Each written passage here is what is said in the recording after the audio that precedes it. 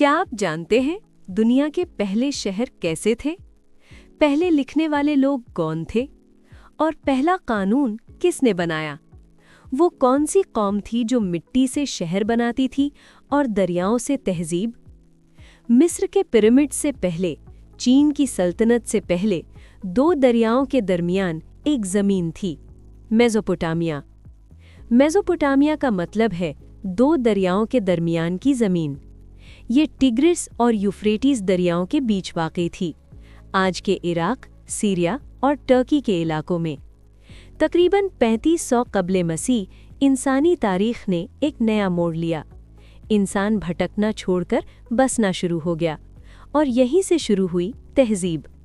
खुशामदीद कहते हैं आपको, मेसोपोटामिया, तहजीब का झूला। Background and origins. हज़ारों साल पहले ये ज़मीन सख्त थी, मगर हर साल दरिया उबलते और ज़रख़ीज़ मिट्टी छोड़ जाते।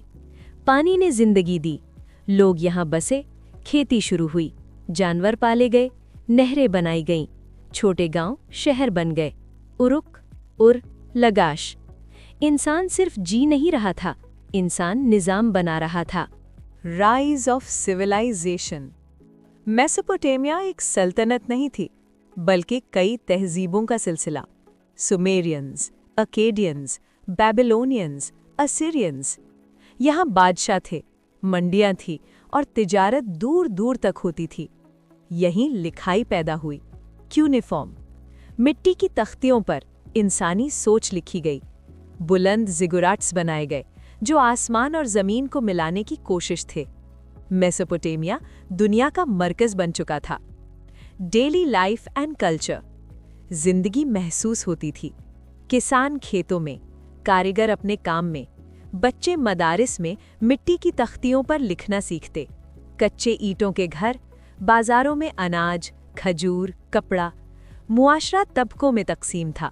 बादशाह, पुजारी, ताजिर, मजदूर। औरतें भी जायदाद रख सकती थीं, काम कर सकती थीं, मंडियां चला सकती थीं। ये सिर्फ जिंदगी नहीं थी, ये तहजीब थी। रिलीजन और नॉलेज। मेसोपोटामिया के लोग कई खुदाओं पर यकीन रखते थे। बरसात का खुदा, जंग का खुदा, मोहब्बत का खुदा, हिकमत का खुदा। जिगुराट्स उनके मरकज़ थे।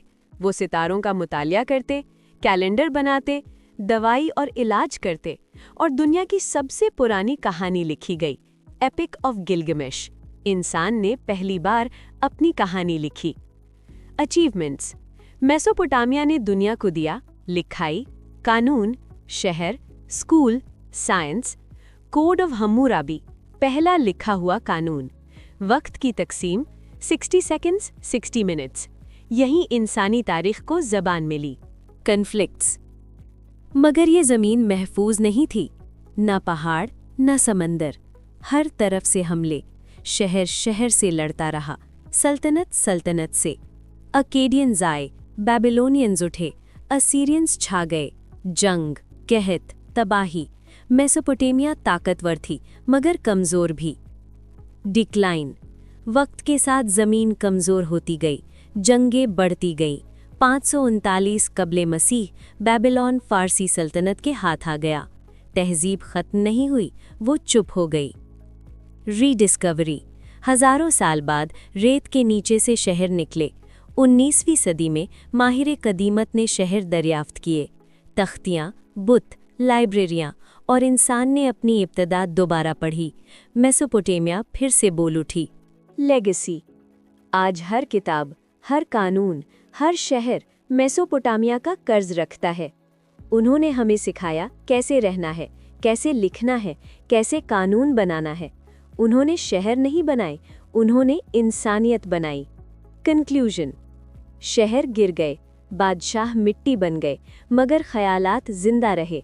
और जब हम आज सड़कों पर चलते हैं, वक्त गिनते हैं, कहानियाँ लिखते हैं, हम अब भी उन दो दरियाओं के किनारे चल रहे होते हैं।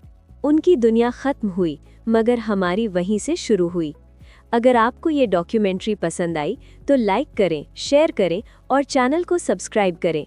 कमेंट्स में बताएं आप किस तहजीब पर अगला सफ़र करना चाहते हैं, मिस्र, इंडस वैली या कदीम चीन।